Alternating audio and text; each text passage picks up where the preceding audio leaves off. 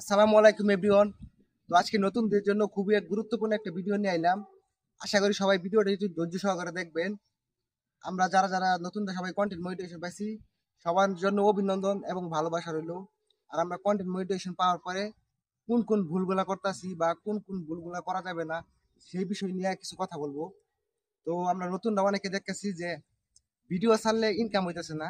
তো তারা এটা দেখে অনেকে হতাশ হয়ে গেছে, হতাশ হয়ে যায়। তারা কি করতেছে, মুহূর্তে মুহূর্তে ছবি আপলোড দিতেছে।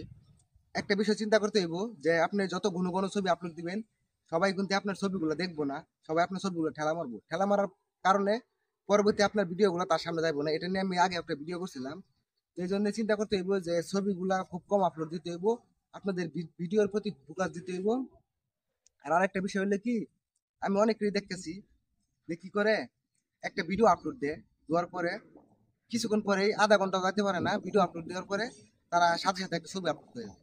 সবাই এই জিনিসটা মাথার মধ্যে রাখবেন যে আপনি যদি একটা ভিডিও আপলোড করেন বা একটা ছবি আপলোড করেন, করার পরে মাঝখানে আপনার কমসে কম হইলেও 2 থেকে 3 ঘন্টা একটা গ্যাপ রাখতে হবে।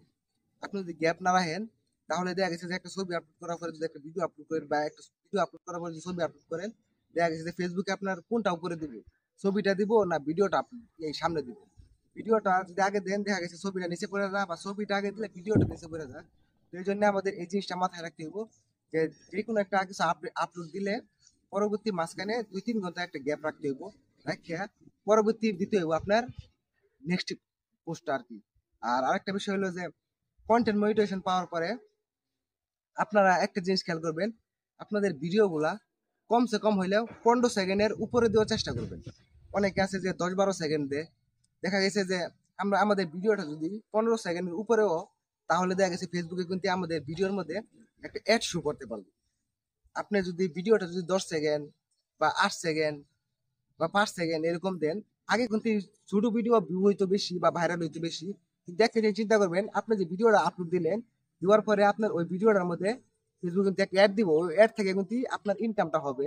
তো এই জিনিসটা আপনি মাথায় রাখবেন যে আপনার ভিডিওটা 15 সেকেন্ডের উপরে দিতে হবে। 15 সেকেন্ডের উপরে দিলে আপনার ভিডিওতে একটা অ্যাড শো করবো। তো ওইখান থেকে কিন্তু আপনি ইনকামটা পাবেন। 15 সেকেন্ডের নিচে দেওয়া যাবে না, উপরে দিবেন। আর আরেকটা জিনিস মাথায় রাখবেন, আপনি যদি মনিটাইজেশন পান কমসে কম হলে আপনার প্রত্যেক সপ্তাহে একটা করে লং ভিডিও আপলোড দিতে হবে। লং ভিডিও আপলোড দিলে আপনার পেজের জন্য অনেক ভালো। আপনার পেজের রিচ বাড়বে, এঙ্গেজমেন্ট বাড়বে। আর লং ভিডিও আপলোড না দিলে দেখা গেছে যে একটা লং ভিডিওর মধ্যে আপনার 2বার অ্যাড দেয়। অনেক ভিডিওর মধ্যে দেখছি যে 3বার অ্যাড দেয়। তো ওই অ্যাড থেকে কিন্তু আপনার ইনকাম হয়, আপনার পেজটা মনে করেন যে ভালো হইব, মানে বড় হইব। ঠিক আছে, লং ভিডিও দিতে হইব।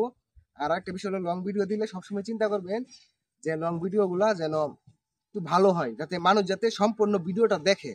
যে দিলেন একটা ভিডিও, যে একটা রাস্তার ভিডিও করে দিলেন, 3 মিনিটে ভিডিও করে দিলেন, আপনি কিছু বললেন না বা ওইটার মধ্যে শিক্ষণীয় কিছু বা ভালো কিছু নাই, এরকম দেওয়া যাবে না।